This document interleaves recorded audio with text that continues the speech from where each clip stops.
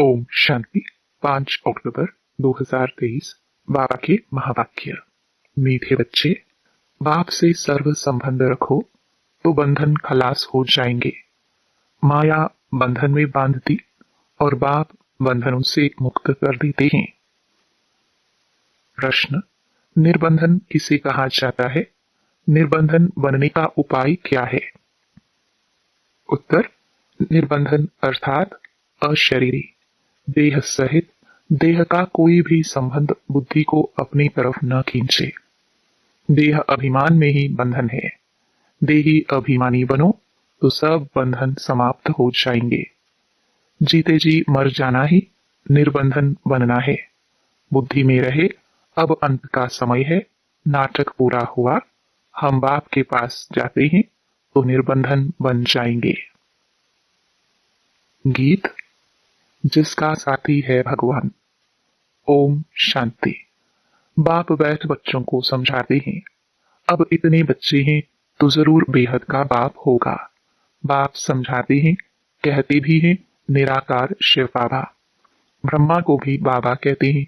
विष्णु व शंकर को बाबा नहीं कहेंगे। शिव को हमेशा बाबा कहते हैं। शिव का चित्र अलग, शंकर का चित्र अलग है। गीत भी है शिवाय नमः। फिर कहा जाता है तुम मात पिता। यह भी समझाना बहुत सहज है कि बरोबर निराकार शिव को ही बाप कहते हैं। वह है सभी आत्माओं का बाप। शंकर व विष्णु निराकार तो नहीं है। शिव को निराकार कहेंगे।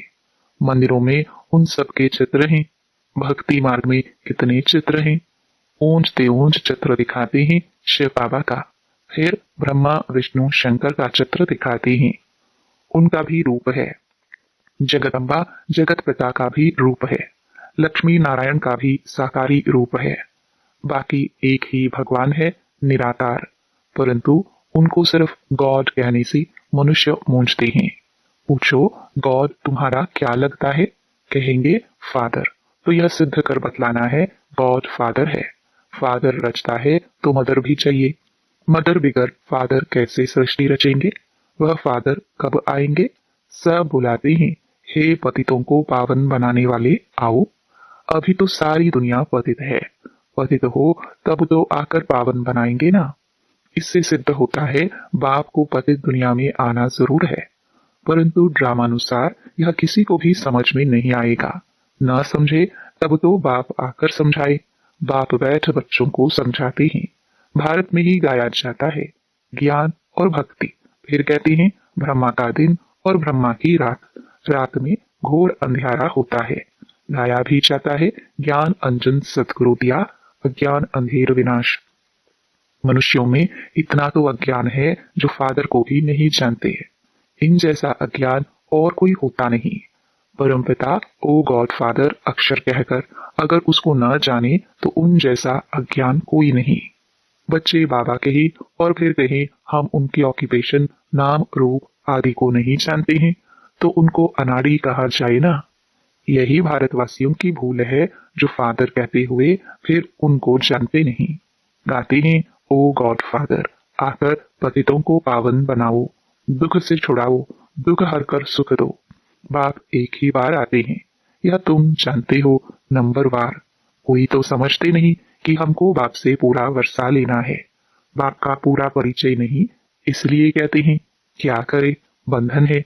जीते जी मरना आ जाए तो तुम्हारा बंधन खलास हो जाए। मनुष्य अचानक मर जाते हैं तो बंधन छूट जाते हैं। अभी तो सबके बंधन छूटने वाले हैं। तुम्हें जीते जी निर्बंधन अर्थात अशरीरी बनना है। बाप कहते हैं इन शरीर के बंधनों आदि को भूल जाओ। अपने को आत्मा समझ मुझ बाप को याद करो। बाकी बंधन तब लगता है जब तुम देह अभिमानी बनते हो। फिर कहते हो कैसे छूटे? बाप कहते हैं भल गृहस्थ व्यवहार में रहो, परंतु बुद्धि में रहे हमको वापस जाना है। जैसे नाटक का जब अंत होता है तो एक्टर्स नाटक से जैसे उपराम हो जाते हैं। पाठ बजाते बजाते बुद्धि में रहता है, बाकी थोड़ा टाइम है। यह पाठ बजाकर फिर घर जाएंगे। तुमको भी यह बुद्धि में रखना है, अभी अंत है, हम दैवी संबंध में जाते हैं।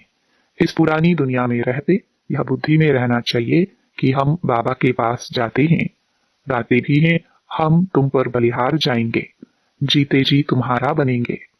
बाकी जो देह सहित देह के संबंध हैं, उनको भूल हम आपके साथ ही संबंध रखेंगे। संबंध है तो याद करो, प्यार करो, बाप से अथवा अपने प्रीतम से बुद्धि का योग लगाओ, तो तुम पर जो जंग लगी है वह उतर जाएगी। योग तो गाया हुआ है ना, और सब जिस्मानी योग हैं। मामा, चाचा, काका, गुरु, गोसाई आदि सबसे योग रखते हैं। बाप कहते हैं, इन सब से योग हटाए मुझ एक को याद करो, योग मुझ एक के साथ लगाओ। देह अभिमान में नहीं आओ। देह से कर्म करते हुए भी यह निश्चय करो कि हम पाठ बजा रहे हैं। इस पुरानी दुनिया का अब अंत है, अभी हमको वापस जाना है। देह सहित देह के सब संबंधों से उपराम होना है। ऐसे ऐसे अपने साथ बातें करनी है। अब तो बाप के पास जाना है। किसी को स्त्री का बंधन है, किसी को पति का बंधन है, किसी को कोई का बंधन है। बाबा तो युक्तियां बहुत बतलाते हैं। बोल दो, हमको पवित्र बन, भारत को पवित्र जरूर बनाना है। हम पवित्र बन तन मन धन से सेवा करते हैं, परंतु पहले नष्टो मोहा चाहिए। मोह नष्ट हो तो गवर्नमेंट को चिट्ठी लिखो, तो वह भी तुमको सहयोग देंगे। भगवान वाच, काम महाशत्रु है। हम उन पर जीत पाकर पवित्र रहना चाहते हैं। बाप का फरमान है, पवित्र बनो तो स्वर्ग का मालिक बनोगे। हमको विनाश और स्थापना का साक्षात्कार हुआ है। अभी पवित्र बनने में हमको यह विघ्न डालते हैं, मारते हैं। मैं तो भारत की सच्ची सेवा में हूँ। अब मुझे ऐशलम दो, परंतु पक्का नष्टो मोहा चाहिए। सन्यासी तो घर बार छोड़ जाते हैं, यहाँ तो साथ रहते नष्टो मोहा बनना है। सन्यासियों का मार्ग अलग है। मनुष्य कहते भी हैं कि गृहस्थ व्यवहार में रहते हमको ऐसा ज्ञान दो जो हम राजा जनक मुहाफिक मुक्ति जीवन मुक्ति को पाले। वही तो अब तुमको मिलता है ना। बाबा कहते हैं, यह मेरी वनी युगल है, इनके मुख से मैं प्रजा रचता हूँ। प्रजापिता ब्रह्मा के मुख द्वारा ही कहते हैं। शिव बाबा तुमको कहते हैं, तुम मेरे पोत्रे हो। यह सिर्फ कहते तुम मेरे बच्चे बन शिव बाबा के पोत्रे बनते हो। वर्षा उनसे मिलता है। स्वर्ग का वर्षा कोई मनुष्य दे ना सके, निराकार ही देते हैं। तो भक्ति अलग चीज है और ज्ञान अलग है। भक्ति में तो वेद शास्त्र पढ़ते, यज्ञ तप दान पुण्य आदि करते बहुत खर्चा होता है। यह है सारी भक्ति की सामग्री। भक्ति शुरू होती है द्वापर से। देवी देवता जब वाम मार्ग में आकर पतित बनते हैं तो फिर देवी देवता नाम कहला ना सके, क्योंकि देवता ये तो संपूर्ण निर्विकारी थे। वाम मार्ग में जाने से विकारी बन जाते हैं, तो कहेंगे देवता धर्म वाले वाम मार्ग में आकर पतित बने हैं। पतित को देवता कह नहीं सकते, इसलिए फिर हिंदू नाम रखा है। वेदों शास्त्रों में आर्य नाम रख दिया है। आर्य नाम इस भारत खंड के लिए है। अभी यह अक्षर आया कहाँ से? सतयुग में तो आर्य अक्षर है नहीं। कहते भी हैं क्राइस्ट से 3000 वर्ष पहले भारत में देवी देवता बड़े समझदार थे। फिर वही देवता जब द्वापर में विकारी बनते हैं तो अन आर्य कहा जाता है। एक ने आर्य कहा तो बस नाम चल पड़ता। जैसे एक ने कृष्ण भगवानुवाच कहा अथवा लिखा तो बस वह मानने लग पड़ते। गाते भले हैं शिवाय नमः, तुम मात पिता, परंतु वह कैसे मात पिता बनते हैं, कब रचना रचते हैं या नहीं जानते। जरूर सृष्टि के आदि में रचते होंगे। अब सृष्टि का आदि किसको कहा जाए? सतयुग को व संगम युग को। सतयुग में तो बाप आते नहीं है। सतयुग आदि में तो आते हैं लक्ष्मी नारायण। उन्हों को सतयुग का मालिक किसने बनाया? कलयुग में भी नहीं आते। यह है कल्प का संगम युग। बाप कहते हैं, मैं हर कल्प के संगम युगे आता हूँ, जबकि सब आत्माएं पतित बन जाते हैं अथवा सृष्टि पुरानी हो जाती है। ड्रामा का चक्र पूरा हो तब तो बाप आएंगे ना। तुम बच्चों में बड़ी होशियारी चाहिए, धारणा चाहिए। अब कॉन्फ्रेंस करते हैं कि वेद पढ़ने से फायदा क्या होता है। वेद पढ़ना चाहिए तो क्यों? फैसला कुछ भी कर नहीं सकेंगे। फिर वही कॉन्फ्रेंस दूसरे वर्ष करेंगे। फैसला करने बैठते हैं परंतु होता कुछ भी नहीं है। विनाश की तैयारियां भी होती रहती हैं, बॉम्ब्स बनाते रहते। अभी है ही कलयुग। यह बातें तुम बच्चे ही जानते हो। तुम्हारी बातें ही निराली है। तुम जानते हो मनुष्य मनुष्य को गति सदगति दे ना सके। गाते भी हैं पतित पावन, तो अपने को पतित क्यों नहीं समझते? यह है पतित दुनिया, विषय सागर। सब थोड़ी खिवैया बन सकते हैं। अभी तुम बच्चों में वह ताकत आई नहीं है जो पूरा समझा सको। अभी तुम इतना होशियार नहीं बने हो। योग भी नहीं है। अब तक छोटे बच्चों मुहाफिक रोते रहते हैं, माया के तूफान में ठहर नहीं सकते हैं। देह अभिमान बहुत है, देही अभिमानी बनते नहीं। बाबा तो बार बार कहते हैं अपने को आत्मा समझो। अभी हमको वापस जाना है। सभी एक्टर्स जो अपना अपना पार्ट बजाते हैं सब शरीर छोड़कर वापस घर जाएंगे। तुम साक्षी होकर देखो। देहधारी संबंधों में देह में मोह क्यों रखते हो? विदेही बनते नहीं, फिर विकर्म विनाश नहीं होते। बाप को याद करते रहे तो खुशी का पारा चढ़े। हमको शिव बाबा पढ़ाते हैं, फिर हम देवी देवता बनेंगे तो अपार खुशी होनी चाहिए ना। तुम जानते हो भारतवासी जब सुख में थे तो बाकी सब मनुष्य निर्वाण धाम शांति धाम में थे। अभी तो कितने करोड़ों मनुष्य हैं। अभी तुम पुरुषार्थ कर रहे हो जीवन मुक्ति पाने का। बाकी सब वापस चले जाएंगे, परंतु दुनिया बदल नई दुनिया बननी है। नया तो बाप ही बनाएगा। सैपलिंग लग रही है। यह है दैवी फूलों का सैपलिंग। कांटे से तुम फूल बनते हो।